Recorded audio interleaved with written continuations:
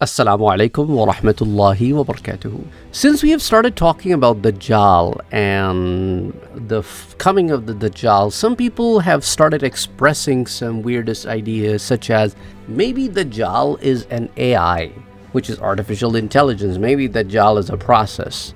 And these questions are not catching me with the surprise because I've read books that were written in 1980s and 90s and early 2000 where constantly people were trying to justify Dajjal as a process. For example, at one point in time, Dajjal was considered to be like a Western powers. At one point in time, it was Illuminati. At one point in time, it was the dollar. At one point in time, it was something else. So over the period of time, somehow people have found it pretty fascinating to put the burden of Dajjal on some kind of a process or a country or a commodity. And all of these are false interpretations. Dajjal is an actual human being. He is from the children of Adam alayhi salam. And if you start looking at the scholars, such as Qadri rahimahullah, and then he talks about the Dajjal and he says, in a hadith, we have the evidence present that Dajjal presence is something that is there. It is an individual, a designated individual. Allah subhanahu wa ta'ala will send this individual to test human beings, and he will have a lot of powers. For example, Allah subhanahu wa ta'ala will give him knowledge or power to bring back people to life after killing them. He will be able to start streams of water. He will be able to turn deserts into greenery. He will have his own idea of hell and heaven. He will be able to have access to and be able to control the treasures of the land. And Allah subhanahu wa ta'ala will give him all these powers, and that's exactly will be the test. So that's why we ask Allah subhanahu wa ta'ala that to save us from the fitna of Dajjal, because it is something that will put a lot of people who consider their belief to be very strong, and it will be tested. Now, some of the Khawarij, some of the Mu'tazila, some of the Jahmiyyah, and these are people who are not from Ahl Sunnah. These are the ones who have denied the existence of Dajjal. And in doing so, they have completely disregarded Sahih Ahadith. And this description of Qadi Iyaz rahimahullah that I'm presenting to you, it is reported by Ibn Hajar in Fath al-Bari in volume number 13, page number 98. And if you open Tazkirah, which is written by Imam al-Qurtubi, volume number 2, page 751, he writes that it is part of our belief system that Dajjal exists. And at one point in time, he will come out. And this is the madhab of Ahl Sunnah. And this is the madhab of Ahl al-Fiqh and the people of Hadith. This is their madhab. And anybody who goes against it are those who are Mu'tazila and Khawarij. They are the one who have denied Dajjal's existence. Similarly, when you look at Allama Tahawi rahimahullah, in his very famous book where he talks about an Aqidah, in Sharh Aqidah Tahawiyah by Ibn Abi al-Izz al-Hanafi, on pages 564 and 565, Allama Tahawi rahimahullah says, نؤمن بإشراط الساعة من خروج الدجال ونزول عيسى ابن مريم عليه الصلاة والسلام من السماء. And then it is part of our belief system, our iman, as one of the signs of the Qiyamah is that coming out of the Dajjal and coming down of Isa alayhi salam from the heavens. Similarly, you will find several people who basically have written in their books very openly that Dajjal is an individual. Unfortunately, there are some people who, I don't know what is going through their heads, are denying the existence of Dajjal and trying to prove some kind of a weird points as if it's some kind of a system, it is some kind of a country, and things of that nature.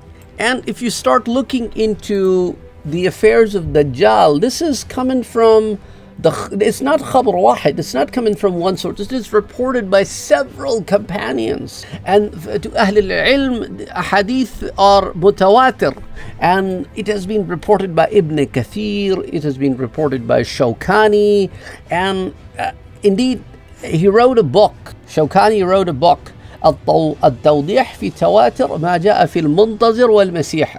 The whole book is about this particular. Similarly, Katani also mentions this, that more than one individual from the companions of Prophet sallallahu alaihi wasallam has reported on the coming of the Dajjal.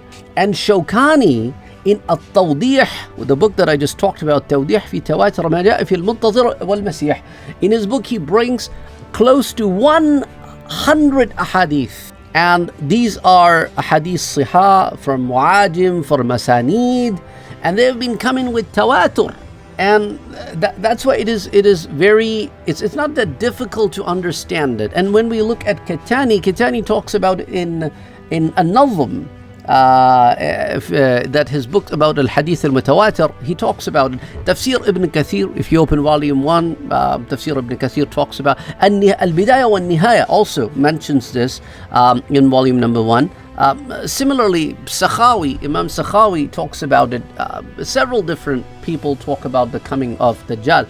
So, coming of the Dajjal is something that has reached in the Hadith science to the level of tawatur.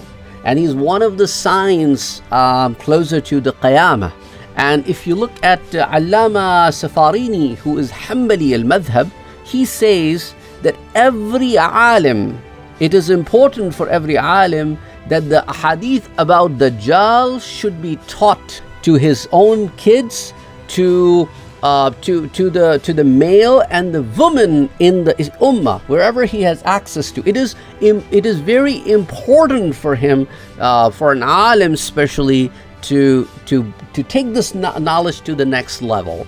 And Imam Ibn Majah says that I've heard it from Tanafusi, and he says that I've heard it from Muharabi, who is an imam of hadith, that it is important that these ahadith about Dajjal, they should be compiled and they should be presented to the kids so that they are all very aware of his coming. And what is the reason behind this?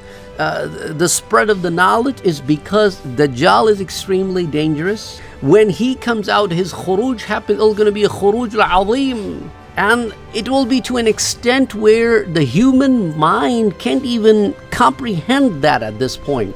Let me put it this way. His fitna will be so massive. And that's why ulama have written about it in Al-Lawami' al-Israr, Sunan Ibn Majah. I mean, there is no doubt that he's coming as one of the signs of the Qiyamah. And that's why there is one hadith which is reported by Huzaifa ibn Usayyad al-Ghaffari, and he says that one day Prophet ﷺ came to us and we were having conversation. And the Prophet ﷺ asked us, what are you guys talking about? قالوا, we said, تذكر الساعة, we're talking about the Qiyamah. قال, Prophet ﷺ said, إنها لن تقوم حتى ترون قبلها 10 آيات. It will not going to happen until you see these 10 signs. فذكر, and the Prophet ﷺ started mentioning الدخان, and mentioned الدجال والدابة, and the دابة الأرض وطلوع الشمس من مغربها, and the coming of the sun from the Maghrib. A rising of the sun from the Maghrib, وَنُزُولِ عِيسَى ibn Maryam, the coming of the Isa ibn Maryam, وَيَاجُوجْ وَمَاجُوجْ, and then he talked about وَثَلَاثَةَ خُسُوفٍ, and 3 different times when you will witness khusuf, means sinking in the ground. One will be from the Mashriq, one will be from the Maghrib, one will going to be in the Arabian Peninsula. And the last of them all is that fire, narun takhruju min al-Yamani. It will be from the Yemen area, taruddu an-nasa ila mahashirihim. And this is reported by Imam Muslim in Kitab al-Fitan, Hadith 2901. Then Imam Ahmad ibn Hanbal reports it. Imam ibn Majah reports it in Kitab al-Fitan. Ibn Abi Shayba reports it in Al-Musannaf. And then similarly in some hadiths, lesser number of signs are mentioned. For example, the one that comes, Imam Muslim reports the other one in Kitab al-Iman, and Imam Tirmizi in Kitab al-Tafsir, Ibn Abi Shayba in Al-Musannaf, and Ibn Majah reports it in Kitab al-Fitn, that Abu Hurairah radiyallahu ta'ala anhu narrates that قال رسول الله صلى الله عليه وسلم ثلاثة إذا خرجنا, that there are three things when they will happen, when they will come out, then nobody's iman will benefit them. Whoever did not believe prior to these signs. And Ad-Dajjal wa Dabbatu wa Tulu'i Shamsi min Maghribiha. And Dajjal and the coming of the Dabbatul Ard, and then the rising of the sun from the west. And these signs will come one after another. Abu Hurairah radiyallahu ta'ala anhu reports this. This is Hadith al-Marfu', that خروج الآيات بعضها على بعض يتتابعن كما تتابع الخرز, that these signs will come one after another. As if, you know, the pearls that you put in a thread, they just come one after another. Exactly like these will come, as reported by in Sahih ibn Hibban. Similarly, Imam Tabrani reports it in Awsat, Imam Haythami reports it in Majma' al-Zawaid, and this is Sahih Hadith. Abdullah ibn Amr radiyallahu anhu, the son of Amr ibn al-As radiyallahu anhu, and he also narrates something in the similar words, that these signs are coming in a sequence as if the pearls are in a thread. Alayatu kakhazaratin manzumatin, as they're coming one after another.